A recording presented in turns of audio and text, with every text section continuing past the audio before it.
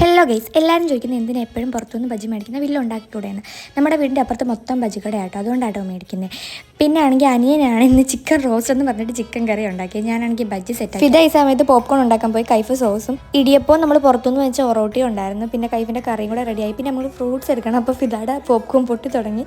Fruits ഇത് ഇത്രയും നമ്മൾ ഓരോന്നും ഇത് എടുത്തിട്ടുണ്ട്, അതെല്ലാം കട്ട് ചെയ്യണം. കൈഫാണെങ്കിൽ ഈ വാട്ടർമെലൺ കട്ട് ചെയ്തപ്പോഴത്തേക്കും സോസ് റെഡിയായി. മാനിക്ക ഗ്രീൻ ആപ്പിൾ കട്ട് ചെയ്തപ്പോഴത്തേക്കും ഞാൻ മുന്തിരിയും വാട്ടർമെലനും എടുത്ത് വെച്ചോട്ടോ. എന്നിട്ടാണെങ്കിൽ ഞാനാണെങ്കിൽ അല്ലാത്ത ആപ്പിളും കൂടെ കട്ട് ചെയ്തിട്ടു. പിന്നെ മുസമ്പിയും പിന്നെ മാങ്ങയ്ക്കകത്ത് ഇച്ചിരി മുളകിട്ട് വെച്ചോട്ടെ, അപ്പോൾ എല്ലാവരും കഴിക്കും.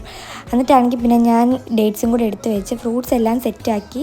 പിന്നെ ബജ്ജിയും നേരത്തെ നമ്മൾ സെറ്റാക്കി വെച്ചായിരുന്നല്ലോ. പിന്നെ പോപ്കോണും ഉണ്ട്. പിന്നെ തണുത്ത വെള്ളവും വെക്കുന്നുണ്ട് കേട്ടോ. എനിക്കിപ്പോൾ ഭയങ്കര ദാഹം. അത് കഴിഞ്ഞ് നോമ്പ് കുറച്ച് എല്ലാവരും വെളിയിൽ കുറച്ച് നേരം ഇരുന്നു.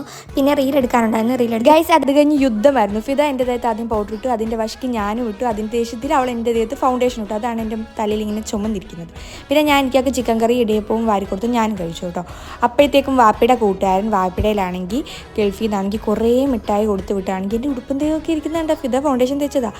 പിന്നെ അതിൻ്റെ പങ്ക് എല്ലാവരും അവിടെ ഇട്ട് കൈ നിന്നിട്ട് വാരാൻ തുടങ്ങി കേട്ടോ. നല്ല മിഠായി എല്ലാവരും ആരാ കൂടുതൽ വാരുന്നതെന്നായിരുന്നു അടുത്ത ഗെയിം.